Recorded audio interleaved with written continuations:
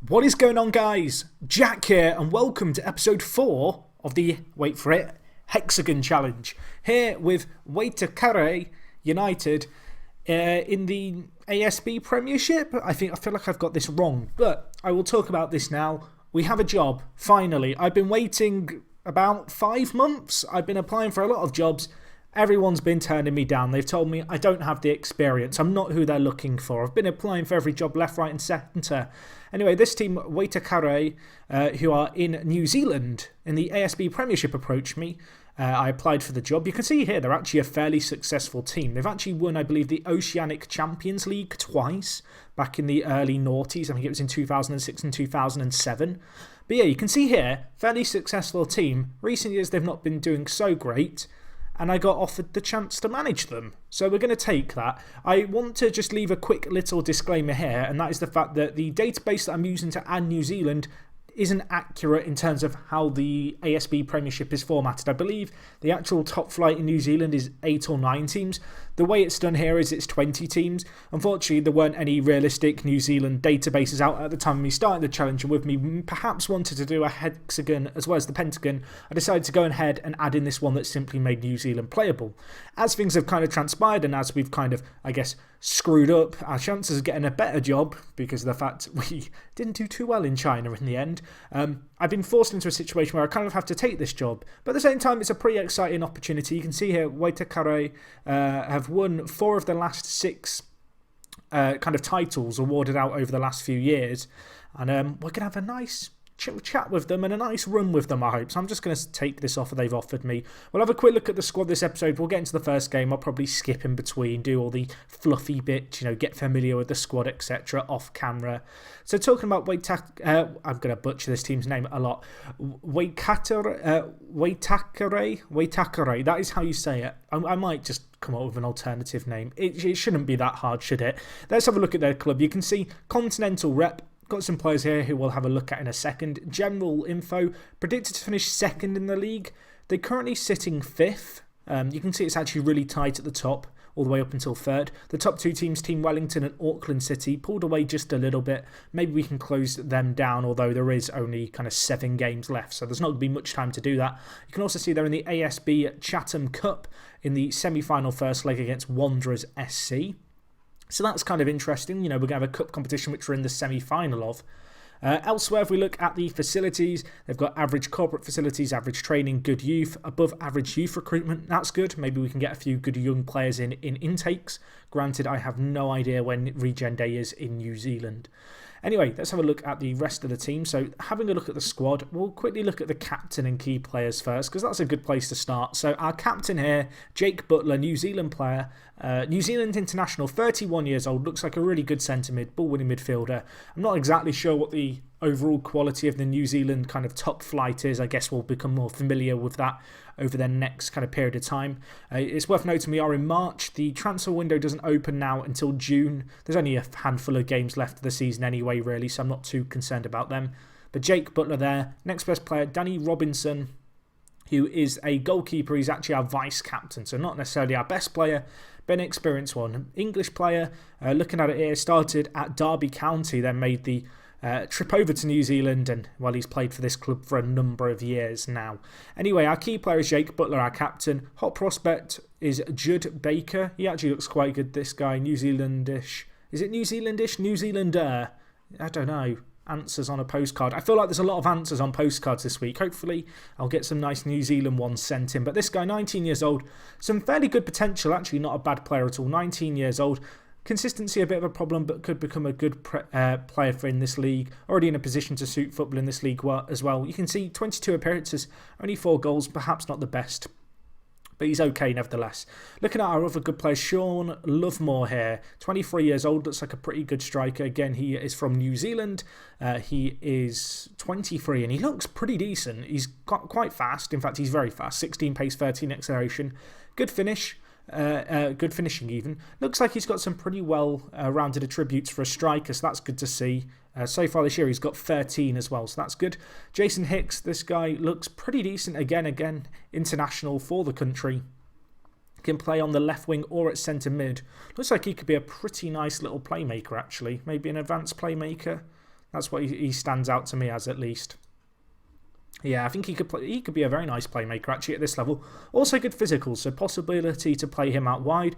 We then have Raniger, who looks fairly decent. Again, 21 years old. We've got a lot of young players here with some talent, which is good to see. And a lot of them are also playing for New Zealand, which is additionally quite nice. This guy, 21 years old. In terms of our finances, you can see down here the wages and the values of players. Our big earners are on kind of £475, although Aaron Scott, are you any good? 29. Looks like there's a few players better than him in the squad, although star ratings can be complete lies depending on your assistant's ability to judge players' abilities. So I will have to double check these in my own time in just a second. But you look at the wages here, you can see they're fairly hefty. In terms of finances, how do we look? Okay, we are £500,000 in the red. It's not great. Wage budget is currently £10,000. It's going to be lowered by £750 between the seasons. Financially, we're not great. One thing you may experience yourself with these kind of databases, the ones that add in extra countries or indeed just lower leagues of England, for example, sometimes the finances can be a little bit wonky. FM has its own little ways to cheat itself out of clubs going completely broke, so I'm not too worried about that. Additionally, we don't know what extra funds and stuff we're going to get at the end of the season, from, I guess, TV money, the league itself, etc. So that's the finances. We've got a little bit of money in the wage budget potentially to bring in players, although, as I mentioned, it is going to be lowered next year. Worth noting, because we are obviously ourselves English, we can actually see a lot of players in England who might be possibilities to sign. So that's something worth keeping an eye out on, down the line. In terms of our manager profile ourselves, obviously during the time between this and last episode, which was 5 months, I was still living in China, so our knowledge of China actually built up to 50%. You can also see our attacking and coaching has increased by 1, and some of our mentals have improved as well, which is quite nice. I think the reason this knowledge increased fairly quickly is because our adaptability is 20. I've never actually tested adaptability. The description of it is that it helps you get jobs abroad. I wonder if it helps improve knowledge of countries that you're in, when you're playing abroad. That's something that I honestly don't know. It might be worth experimenting with that.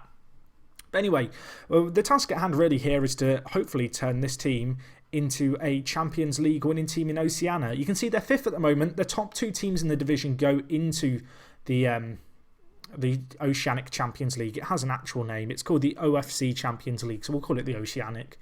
I assume OFC is Oceanic Football Association, Oceanic Football Central. Again, answers on a postcard. Really don't know. But you can see here, this is the format. So there is 3 groups. That's a weird format. 3 groups. Top team qualifies for the group stage. Oh, that's the preliminary round. What about the group stage? Top team qualifies to the semi-final. Best team in the rest of the qualify. Okay. So the top team in every group goes into the semi-final, and then the highest points total second place team also go in. A bit of a weird way of doing things, but I guess beggars can't be choosers, and especially when you're in Oceania, obviously there's not a load of countries to gather clubs from. So I'm kind of surprised there's only 2 New Zealand clubs in this competition. You can see here, Auckland City dominated this competition for a number of years now. They are kind of the big force in New Zealand who we are going to have to try and overthrow. You can see here they've got Francesco Belli. He's probably their best player, 21 years old, looks like a really good player. He's actually in on loan, but that's the kind of player we're going to be competing against. So anyway, I'm pretty happy with this club. I think it's going to be an interesting challenge. I've never actually managed in New Zealand before. Hopefully I'll eventually get used to saying Waikato or Waikato United. Hopefully, otherwise this is going to be a long few years perhaps at this club. But anyway, guys, I'm going to go forward, sort my tactics. As you can see, we have a really big squad to sort through, and we will get into our first game, which is going to be against Miramar Rangers. So hopefully that'll be a good one for us. They're currently 11th in the league, and it is definitely winnable. So here we are, guys. I've had about 5 days with the squad, to get the players familiar with my methods, get a system in place that we are going to play. I think we've got a lot more quality than a lot of teams in this division, so as a result, we are going to be playing a fairly attacking system. Going to be looking on our big players to get goals. You can see here, Michael Gwiffer here. He is our top goal scorer, actually. I don't even know if he's in the starting 11. Maybe I should change things up. We'll talk about that in a second because I'll show you the system. As you can see, a few teams around us have played. We are in 5th. Realistically, the board, if we just look at it, I didn't cover this before, but the board expectations this year, well, they want us to reach the final of the Chatham Cup, and in the Premiership, they're not actually judging us on this year's performance because, of course, we've come in with 7 games left. That would be pretty harsh to do. In terms of the squad, you can see here it's looking pretty good. You can also maybe see a hint of our system, which is going to be a 4-3-3. You can see how we're going to line up here. It's a system which I think gets the most out of our players. We have got a few key players out injured at the moment, the likes of Haviland here, who, as you can see, is a fairly good centre-back. Unfortunately, he's out with a knee injury for 3 to 4 months. Also, Colin Murphy out with a sports hernia. Bit of a shame because he's quite a good defensive player. But anyway, beggars can't be choosers. I'm going to give you guys a kind of a rundown, I guess, of our starting 11 for today's game. Of course, we have got a fairly big squad, as you can see. In this league, the way the league is set up in this database, there are no rules on subs to my knowledge, so we can have 12 subs. We're certainly going to look to make the most of that. In terms of our team, in goal, we go with Robinson here, not to be mixed up with Paul Robinson. This is the one and only Englishman, Danny Robinson, 33 years old, been at the club a while, fairly good goalkeeper.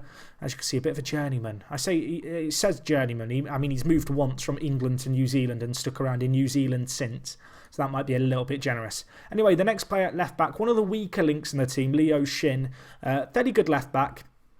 As you can see, played at youth level for New Zealand. I say he's a weak link because he isn't the best technically, but he's got some fairly nice physicals. A good player out at the fullback position. I think he's capable of doing a job for us certainly this season. Happy to have him there. Anyway, in the centre-back position, we go with Solomons and Scott. As you can see here, Alex Solomons, young New Zealand player, got some pretty good potential about him. Very good player at 22. Perhaps not the best in the air. His jumping reach lets him down a little bit, but he's decent nevertheless. And similarly, to be honest with Aaron Scott, jumping reach, a little bit of a weakness for this guy, but he's a very good centre-back. Also has some half-decent passing at 8, and his vision isn't terrible either for a centre-back at this level. Right back we go with one of our better players, who is Harshay Raniga. As you can see here, this guy has an international cap for New Zealand. He is 21 years young, and he's a very good right back. Very, very good physically. You can see 13 acceleration, 12 pace, but he's also got some nice kind of technicals, although they don't really stand out here. Stuff like his tackling at 11, passing at 9. They're definitely going to help him out. And also mentally, he's not the worst player in the world either. So very happy to have him. In defensive mid, I should say, we go with Jake Butler defending the kind of centre defensive mid position. Quite funny that I've just called him Jack, because I always get annoyed when people call me Jake, despite my name being Jack. The amount of times that's been written in YouTube comments, people have called me Jake, is far too high. Anyway, next player, Ryan Stewart here. This guy, more of a centre-back. Again, perhaps one of the weaker links in the team. We don't have too many amazingly talented centre-mids. We have good defensive centre-mids, but those players capable of, having an impact on the pitch higher forward in midfield, we kind of lack a little bit, particularly in the middle. But Ryan Stewart going to do a job for us as our ball-winning midfielder. As you can see, alongside him, we go with Jason Hicks, who I drew your attention to before. A very talented player, very much a kind of a winger at heart, although we are going to be playing him in this creative centre mid position. That's because we have 2 very good inside forwards on either wing and one on the left wing, which is where Hicks prefers to play. As a result, he's going to move into the midfield. He's still a very good player in this position. He makes for quite a nice mobile advanced playmaker with some nice physicals too. Anyway, in the final third, as I mentioned, we do go with 2 inside forwards, which I like. We've got Manicum here. Manicum. We'll go with that. Dylan Manicum, that sounds right. This guy, again from New Zealand, fairly good player, only 23. Good inside forward, cutting in on that right foot, as you can see, looking at his report. Could improve a slight amount in the future. Leading player for our division. On the right-hand side of the pitch, we go with Nathaniel Foster. A very similar player. This guy is left-footed, though, and he's Canadian. I don't know how he ended up in New Zealand, but he's here somehow. As you can see, he actually joined from, he started off at Mississippi Brilla in the USA, and now he's here, and now he's going to be cutting in on the right wing for us. And then at the moment, I have Lovemore as our striker, but I'm now doubting this choice. And the reason I'm doubting it is because I've seen that we have a quite nice striker in, where is he? Michael Gwiffer, who I kind of now want to play because I've seen he's got 14 goals in 16 games. So I think what we're actually going to do is we're going to play Lovemore out on the left, then we're going to move Gwiffer down the middle. I think Lovemore is a better inside forward than Manicum. I'm going to check that real quick. I'm pretty sure he will be. It's going to be fairly marginal. Yeah, you can see here Lovemore definitely a better player. I'll just check to make sure that we haven't got some crazy kind of thing whereby Lovemore's weaknesses everywhere in the inside forward position, but I can already tell you they're not at a glance. The only thing that Manicum excels at him at is his flair and vision. This is one of the reasons why you don't listen to your assistant. Actually, there's a few technicals there. We are going to go with Lovemore, though, with a little bit more pace. I like that in my inside forwards. So I think this is how we are going to line up for today's game. Again, a fairly new system, like at Beijing IT, just trying to make the best out of or make the most out of the best players I have at the club. We have got a few injuries, which is a shame. Obviously, I can't bring in my own players just yet, but I'm fairly content with this team. We're going to go into this game against Miramar Rangers. It's a 6 o'clock kickoff, Sunday evening. Let's get a win. First game in charge here at Waikato United. It's going to be a fairly big game for us, but I'm excited to see how we get on here. You know, we had this real pressure at Beijing IT. I couldn't really enjoy myself, you know, at Beijing IT. It was always going to be tough, and I kind of screwed myself in some ways by kind of going to them over, say, a more kind of confident and more safe team. The reason it's taken really 5 months to get this job is simply because I was waiting for a job where I felt like I could really take the team on. There was a lot of teams struggling who were looking for managers, and I wasn't too interested in doing that again. And when this job came available for a team who certainly have lofty ambitions and high kind of goals that have been setting themselves, and one of the reasons the manager was sacked is because the team was expected to challenge for the title, it kind of stood out to me as a challenge that was going to be a challenge, but at the same time was very, very, you know, much doable, which perhaps the same couldn't be said for Beijing IT. As I said earlier, I've not actually managed in New Zealand, so this is going to be quite exciting. We actually have a chance here. Gwither, no one around him, but he holds the ball well, and Hicks hits the post, and the rebound is not going to find its way in.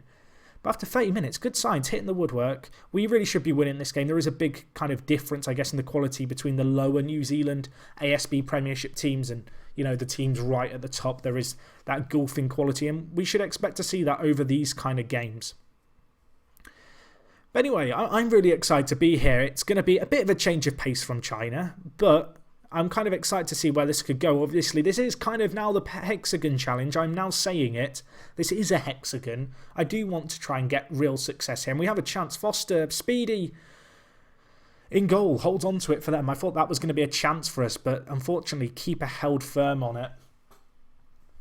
So this season, the expectations aren't there from the board. They don't expect us to do anything. Unfortunately, there is a little bit of a gap between ourselves and the teams kind of that make up the top two in the division and the top two spots which qualify for the Oceanic Champions League. If we were to win all our remaining games, there's a very outside chance we could do it. I don't expect to do it, but you never know. We have also got that Chatham Cup to get involved in, which is a bit like the FA Cup equivalent, one would assume. The semi-final is over 2 legs. I think that is what we're going to do next episode. And, wow, we've conceded there. Oh dear. Peter Halstead with the goal. And you'd have to say Miramar Rangers. They've not been that bad this game. I mean, we've not been great, to be fair on ourselves. It's been a little bit underwhelming by ourselves. But they've taken a chance there that came their way. Well kept in, ball whipped in. Keeper positioning, very, very questionable. Might be a position we look to improve down the line. I guess we will see. But yeah, 1-0 at the moment. Not to us. Not ideal. I think we're going to have to change our system just a little bit. And change our system we will. So this is what we are going to do. We're going to change the system. We're going to mix things up, do something different, I think. And we will see how we get on here. I'm going to play something like this. Fairly standard shape, nothing too crazy going on about it. I think we'll play with our inside forward set to attack and Hicks on support. Lovemore's not had the best game out on the left, so I guess we'll bring on Manicum, the player we dropped right before kickoff. Just get some fresh legs there, go a little bit more attacking. But yeah, we need to win this. We should be winning this, shouldn't we? I don't want to lose my first game in New Zealand. I'm already replacing a manager who was sacked when he wasn't really doing the worst job in the world. But unfortunately here, been a pretty underwhelming game. Fortunately for me, I guess there aren't really many expectations on our league performance. But still, I want us to kind of close the gap in this game if we can and at least get a point. We are defending though at the moment. Dixon bringing the ball forward. Halstead. I'll tell you what, it's so much nicer having names that I can say and actually pronounce before rather than when we were in China. And we have a chance here. Gwither going to be through. Hits it. Speedy with the save. That was another clear-cut chance. We've had a few this game, but we've squandered them. Have got a set piece though. Whipped in. Another corner, defender, I think, just headed it over the crossbar behind his own goal. Maybe we can make something of this. Cleared away. And that's going to be all she wrote for that chance. And that might be all she wrote for this game. Not the ideal start. Of course, we are still putting our own stamp on this team. I'm still getting familiar with the squad.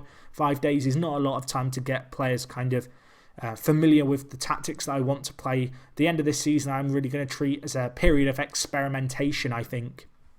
I think it'll be nice to kind of, play around with the shape, what we can do. Hopefully get more familiar with the squad, work out the players who we really want to build around, kind of going forward, I guess, for the next few seasons.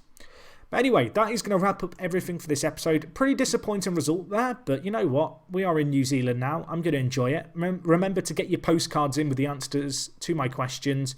Hopefully you've enjoyed this first episode here at Waitakere United in New Zealand. Let me know what you make of the decision to turn this into a hexagon. Am I a nutter? Am I mental?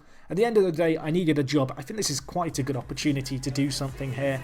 Hopefully you guys agree. If you've enjoyed this video, as always, smash the like button.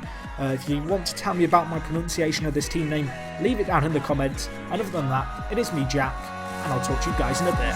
I'm out.